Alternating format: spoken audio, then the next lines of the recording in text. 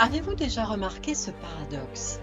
Les plus grandes fortunes de ce monde, les investisseurs immobiliers les plus prospères ont tous un point commun. Ils sont endettés, massivement endettés. Mais attention, pas n'importe comment. Il existe un secret que les banques connaissent bien, mais que l'école ne vous enseigne jamais. Il s'agit de la différence entre s'appauvrir avec un crédit et s'enrichir grâce à lui. Je suis Christine Mourier-Compagnon. En tant qu'ancienne directrice d'agence bancaire et aujourd'hui courtière en crédit du réseau Meilleur Taux, j'ai analysé des dizaines, des centaines, des milliers de dossiers. J'ai vu des profils modestes bâtir des empires immobiliers et des hauts revenus ne rien construire du tout. La différence ne se joue pas sur le montant de votre salaire. Elle se joue sur votre éducation financière. Nous allons voir ensemble les 4 piliers fondamentaux. Premièrement, l'état d'esprit du gestionnaire. Apprendre à distinguer ce qui vous coûte de ce qui vous rapporte. Deuxièmement, le cas très controversé de la résidence principale. Troisièmement, la maîtrise des flux ou comment structurer vos comptes pour dégager une capacité d'investissement. Quatrièmement, le cœur du sujet en fait, l'effet de levier. Comment utiliser l'argent des autres pour vous enrichir. Tout commence par une distinction simple popularisée par Robert Kiyosaki, célèbre auteur du livre best-seller Père riche, Père pauvre. Mais je vais vous traduire en langage bancaire pur et un peu modifié. Quand un client me contacte, je ne regarde pas seulement combien il gagne, je regarde ce qu'il possède et surtout la nature de ce qu'il possède et son fonctionnement bancaire. Il faut impérativement comprendre la différence entre un actif et un passif. La définition de base, elle est très simple. Un passif, c'est tout ce qui vous enlève de l'argent de votre poche et un actif, c'est tout ce qui met de l'argent dans votre poche. Alors le piège dans lequel tombent 90% des gens, c'est de confondre les deux. Prenons l'exemple de votre voiture. Vous l'adorez, elle brille, elle est neuve, mais concrètement, c'est un passif. Elle vous coûte en crédit, en assurance, en essence, en entretien, et elle perd de la valeur chaque jour. Pourquoi je vous parle de ça? Eh bien, parce que cette erreur classique, c'est l'inflation du niveau de vie. Vous obtenez une promotion, ok, super.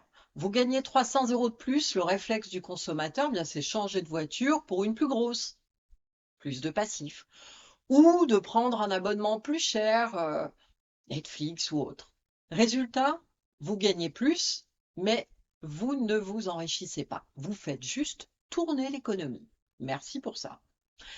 Mais le réflexe de l'investisseur, celui que la banque adore, c'est de se dire comment ces 300 euros supplémentaires peuvent-ils bien acheter un actif. Quand j'analyse un dossier de prêt, je cherche ce qu'on appelle la capacité résiduelle.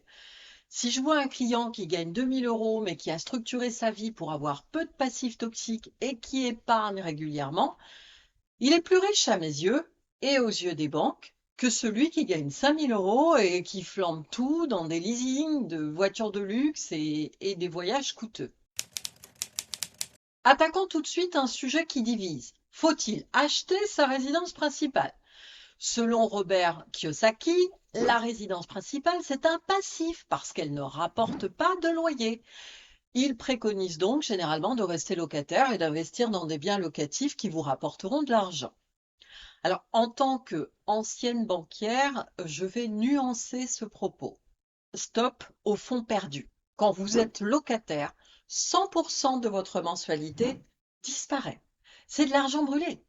Quand vous remboursez un crédit pour votre résidence principale, une partie conséquente, eh bien, c'est de l'épargne forcée.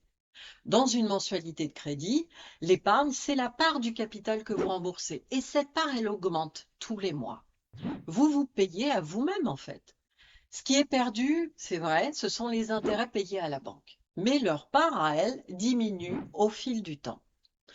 Alors je sais que beaucoup vont me dire qu'il suffit d'épargner sur les marchés financiers la différence entre le coût du loyer et une mensualité de prêt immobilier pour que rester locataire et investir dans l'immobilier locatif soit un choix stratégique. Pourquoi pas, mais Combien font réellement cet effort d'épargne? D'autre part, n'oubliez pas que Robert Kiyosaki est américain et que les banques américaines sont beaucoup plus flexibles que les banques françaises. Elles acceptent d'endetter leurs clients parfois au-delà de 50% de leurs revenus. Parce qu'en fait, elles n'accordent pas un prêt uniquement en fonction de votre capacité mensuelle à rembourser le prêt, mais également sur la base de la valeur du patrimoine qui est acheté. C'est pas du tout le cas en France. Les banques françaises n'en tiennent pas vraiment compte. Elles se limitent strictement à l'analyse de vos revenus et vous bloquent à 35% d'endettement de vos revenus. Pour votre famille, votre résidence principale, c'est avant tout une protection. Pas de risque d'expulsion tant que vous remboursez votre crédit. Vous ne dépendez pas d'un propriétaire qui pourrait vous demander de quitter le logement. C'est une protection contre l'inflation. Les mensualités de prêt sont fixes pendant toute la durée du prêt, alors que les loyers, forcément, vont augmenter régulièrement. Généralement, vous financez votre résidence principale par un crédit. Vous êtes donc couvert par une assurance emprunteur en cas de problème grave de santé ou en cas de décès. Pour la banque, c'est un signal de sécurité. Un propriétaire de sa résidence principale, statistiquement, pour la banque, c'est un profil beaucoup plus sûr. C'est un profil, on va dire, père de famille, quoi, stable, ancré. C'est un socle sur lequel les banques peuvent bâtir ensuite du locatif. Donc ne voyez pas votre maison comme un simple coût, c'est plutôt un bunker financier pour votre famille, la première pierre de l'édifice. Sans cette sécurité, très honnêtement, pour les banques, il est difficile de prendre des risques ailleurs.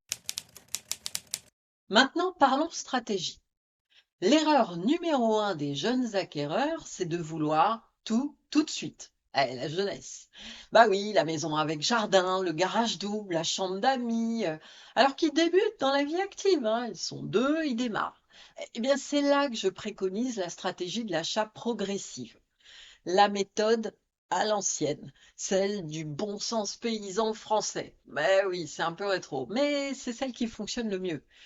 Imaginez votre parcours immobilier comme un escalier. Premièrement, le démarrage. Vous êtes un jeune couple ou célibataire. N'attendez pas d'avoir les moyens d'acheter la maison de vos rêves.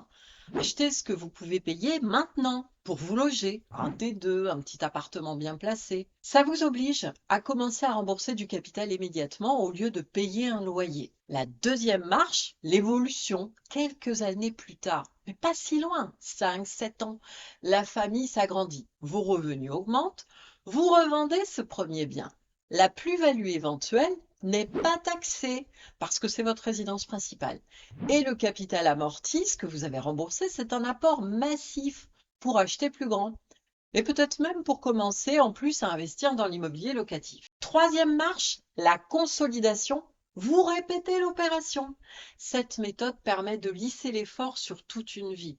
Vous montez progressivement en gamme au rythme de votre carrière et de votre famille.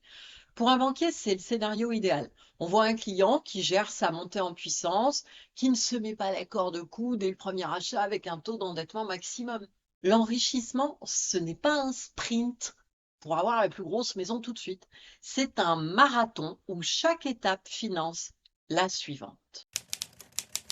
Alors pour que cette stratégie progressive fonctionne, il faut que la banque vous suive à chaque étape.